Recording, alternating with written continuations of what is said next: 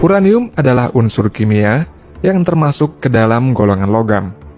Uranium yang digunakan untuk bahan bakar pembangkit listrik tenaga nuklir memiliki energi yang sangat besar, di mana satu buah pelet uranium memiliki energi yang sama dengan 1 ton batu bara atau sanggup memenuhi kebutuhan listrik satu rumah selama 4 bulan 24 jam non-stop.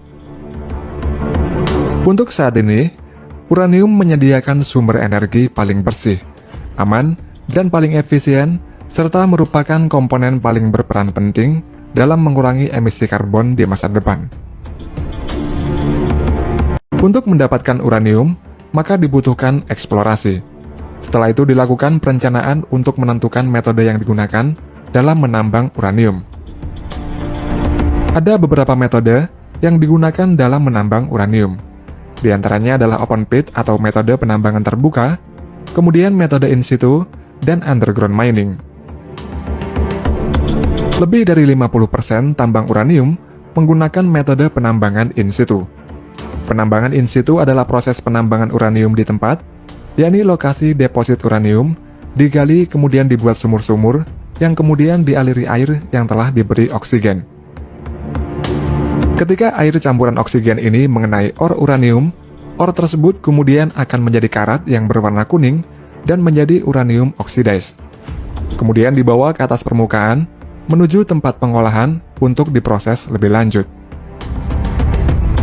Sedangkan pada penambangan bawah tanah, untuk menambang uranium ore digali menggunakan mesin bor, di mana mesin bor ini akan mengebor secara vertikal. Setelah dibor, uranium ore akan jatuh ke bawah dan diangkut menggunakan alat berat yang dikendalikan dengan remote control. Pengambilan ore dari jarak jauh ini bertujuan agar para pekerja tidak kejatuhan ore dari atas, serta menghindarkan pekerja dari radiasi. Selanjutnya, ore ini akan di-scan untuk mengetahui grade pada ore tersebut. Semakin tinggi grade-nya, maka akan semakin bagus kualitas ore tersebut.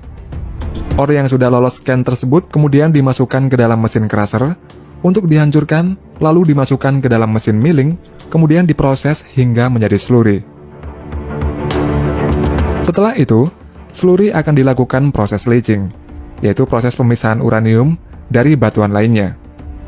Pada proses leaching ini, slurry dimasukkan di dalam tangki khusus dan diberi bahan kimia asam sulfat, yang mana asam sulfat ini akan melarutkan uranium pada slurry sehingga terpisah dari batuan lainnya.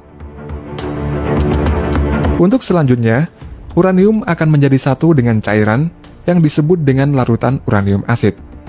Kemudian larutan uranium asid ini akan dimasukkan ke dalam tangki dan diberi gas amonia, sehingga nantinya akan berubah bentuk menjadi padat yang berwarna kuning yang disebut dengan yellow cake.